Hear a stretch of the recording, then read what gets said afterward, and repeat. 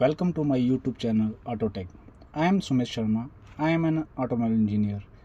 इस चैनल के माध्यम से मैं आप लोगों को ऑटोमोबाइल की न्यू टेक्नोलॉजीज़ के बारे में बताने की कोशिश करूँगा। इससे आपको काफ़ी कुछ सीखने को मिलेगा। आज का मेरा टॉपिक है टर्बो चार्जर। इस टॉपिक के माध्यम से मैं आपको टर्बो चार्जर के रख रखाव के बारे में भी बताने की कोशिश करूँगा। चलो लेट्स स्टार्ट करते हैं आज का topic, turbo charger. What is turbocharger? A turbocharger is a device that increases the engine power. It uses exhaust gases to compress incoming air.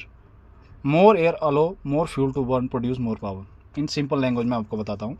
Turbocharger एक ऐसा डिवाइस है जो इंजन की पावर को बढ़ाता है।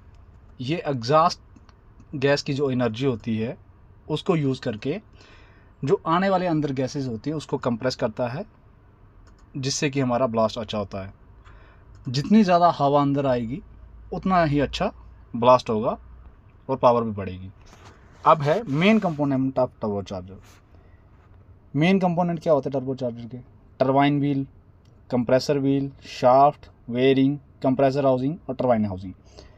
टरबाइन व्हील जो आपके राइट साइड में दिख रहा है, जो एग्जॉस्ट मैनिफोल्ड में लगा होता है, उसको टरबाइन व्हील बोलते हैं।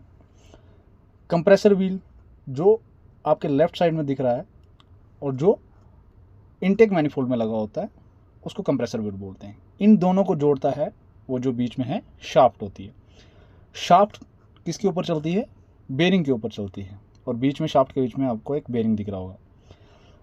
इन व्हील्स के ऊपर, कंप्रेसर व्हील और टरबाइन व्हील के ऊपर हाउसिंग होती है, और एक टोटल टरबाइन हाउसिंग होती है और एक कंप्रेसर हाउसिंग होती है।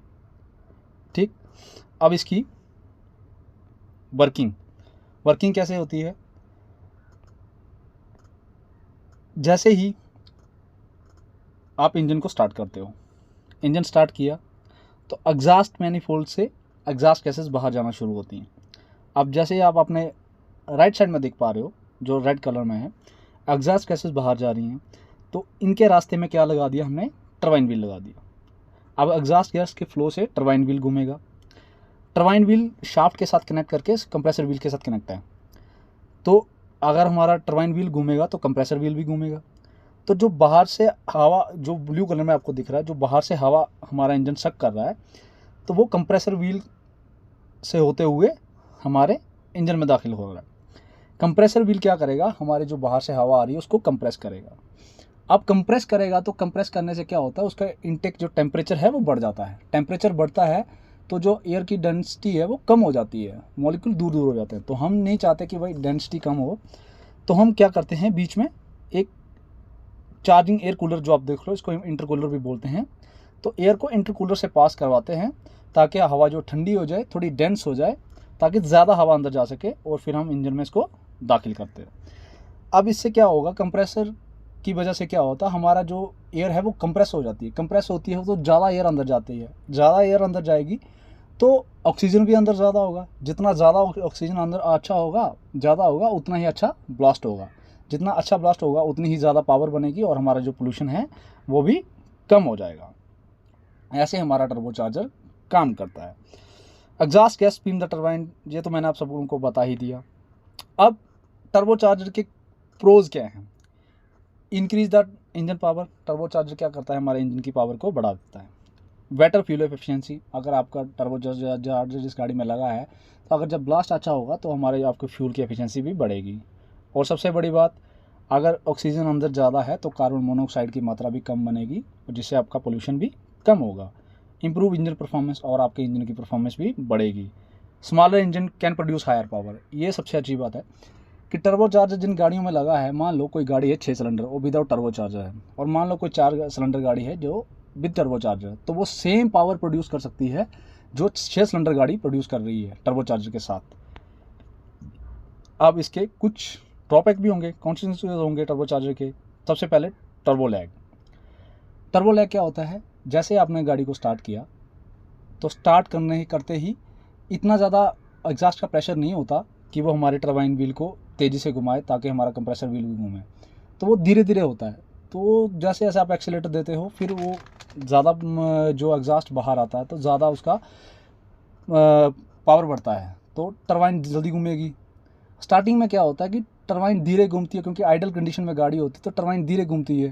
टरबाइन धीरे घूमती है तो कंप्रेसर व्हील भी धीरे घूमेगा। तो कंप्रेसर व्हील धीरे घूमेगा तो जो हमारी पावर है स्टार्टिंग में वो नहीं जनरेट कर पाता टर्बो, जो करनी चाहिए, जितनी उसको अंदर एयर भेजनी चाहिए वो उतनी नहीं कर पाता। उसी चीज़ को हम टर्बो लैग कहते हैं। दूसरा, हायर मेंटेनेंस कॉस्ट। जिस गाड़ी में टर्बो लगा होता है उसका मेंटेनेंस कॉस्ट हाई होता है। क्यों हाई होता है?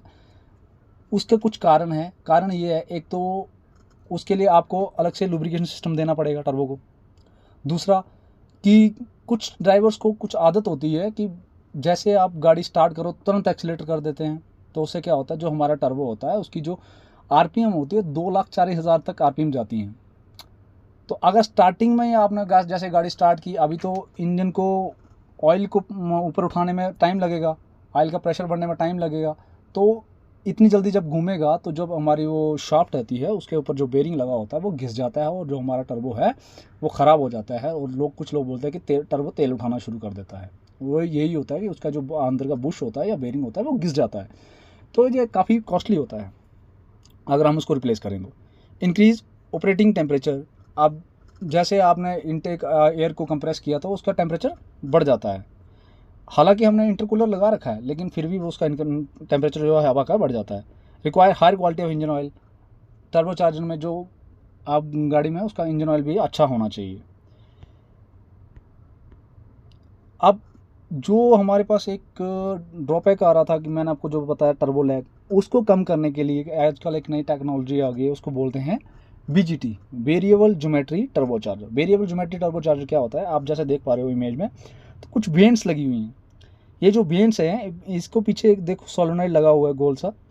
तो सोलेनॉइड क्या करता है, इस वेन का area of cross section change करता है। अगर आप जानते हो तो जैसे एरिया कम हो जाता है तो एयर जो एग्जॉस्ट आ रहा है उसकी वेलोसिटी बढ़ जाती है। जब वेलोसिटी बढ़ जाएगी तो वो जब तेज़ी से टकराएगा तो हमारा जो है दूसरी साइड कंप्रेसर व्हील भी तेज़ी से घूमेगा, जिससे हवा को वो ज़्यादा अंदर भेज पाएगा। लेकिन जैसे ही गाड़ी आप एक्सीलरेट करते हो, गाड़ी आगे चलना शुरू होती है, एग्जॉस्ट का प्रेशर बढ़ता है, तो ये अपनी जगह जो वेंट्स है जो वापस अपनी जगह पे आ जाती हैं और ये नॉर्मल ऑपरेशन करना चालू कर देता है।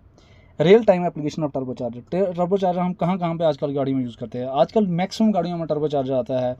पैसेंजर कार्स में हो गया, ट्रक में हो गया, एयरक्राफ्ट का इंजन हो गया, मेराइन इंजन हो गया, रेसिंग कार्स होगी, सब में आजकल टर्बोचार्जर आ रहा है।